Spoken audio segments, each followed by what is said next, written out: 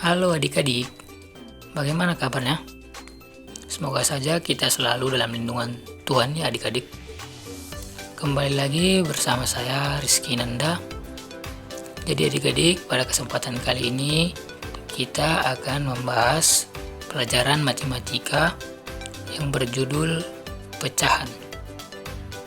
Jadi di saat adik-adik pertama kali mendengar nama pecahan ini, pasti timbul di otak adik-adik, apa sih sebenarnya pecahan itu?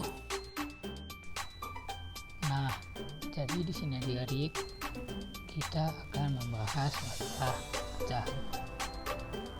Pecahan itu adalah sebagian dari sesuatu yang utuh. Dalam ilustrasi gambar, bagian yang dimaksud adalah bagian yang biasanya ditandai dengan arsiran. Bagian arsiran itulah yang dinamakan sebagai pembilang.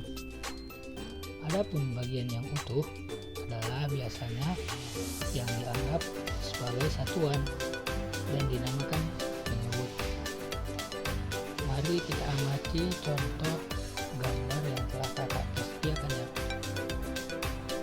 Di situ ada 1/4, 2/4, dan 3/8.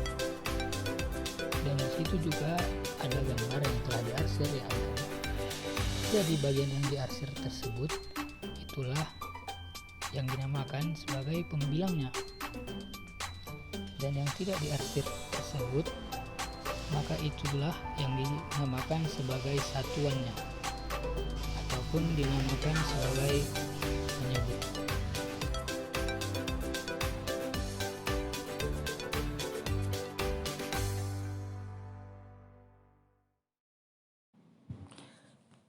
Kemudian, setelah kita sama-sama mengerti apa yang dimaksud dengan pecahan tersebut, maka kita akan masuk ke pembahasan selanjutnya ya adik-adik, yaitu konsep pecahan.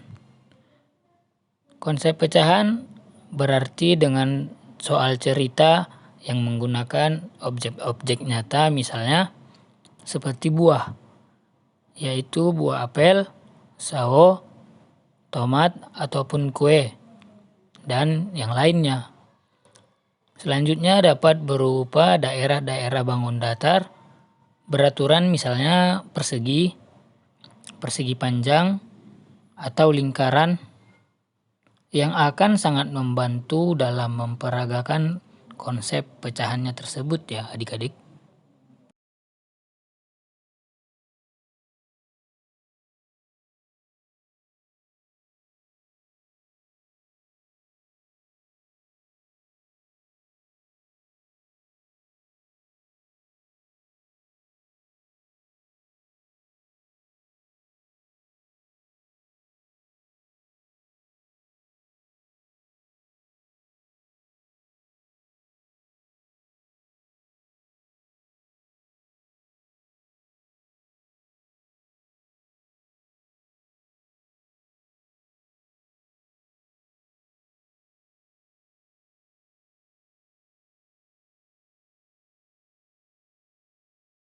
Jadi adik-adik, maka masuklah kita ke pembahasan yang terakhir, yaitu macam-macam pecahan. Di sini telah saya cantumkan bahwa macam-macam pecahan itu ada 4. Yang pertama adalah pecahan biasa, yang kedua pecahan murni, ketiga pecahan campuran, keempat pecahan desimal. Yang pertama adalah pecahan biasa.